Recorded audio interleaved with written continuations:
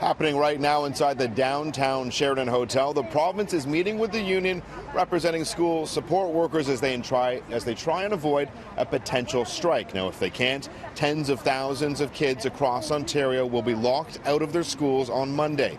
And with that real possibility at play, we went one-on-one today with the Minister of Education.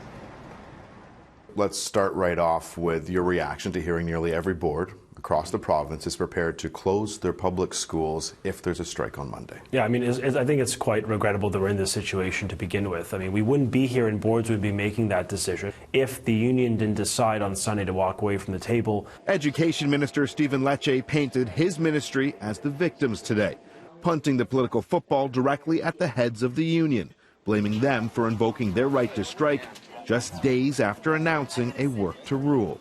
What do you say to some critics who say, well, the union, just after a few short days jumped into strike action and that students, tens of thousands of them, are being used as pawns?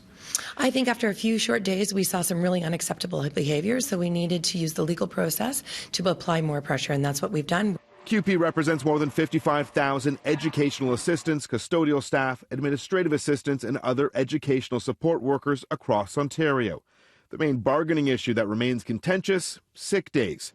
The province alleges that on average, CUPE workers take more than 15 sick days a year. The union claims the numbers the Conservatives are using include workers on long-term disability.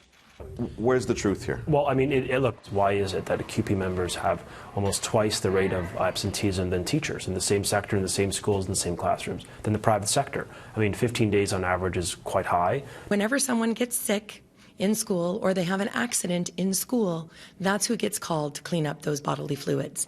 Working as an EA, as I did for many years, we are involved in children who are sick. We're involved with children who unfortunately have crises that may lead to violent behaviors. Under the current agreement, CUPE members receive 11 sick paid days at 100%, with an additional 120 paid days at 90%, though that includes serious injuries or sickness, with the plausible possibility that the front doors of hundreds of schools could be locked.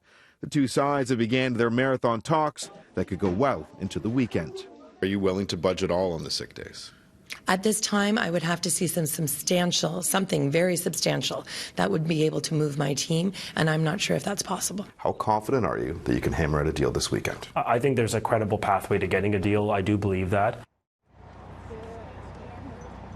Now, only time will tell. The union is urging parents and families to make alternative plans. Send it over now to Melissa Nakavali with what parents and students can expect on Monday.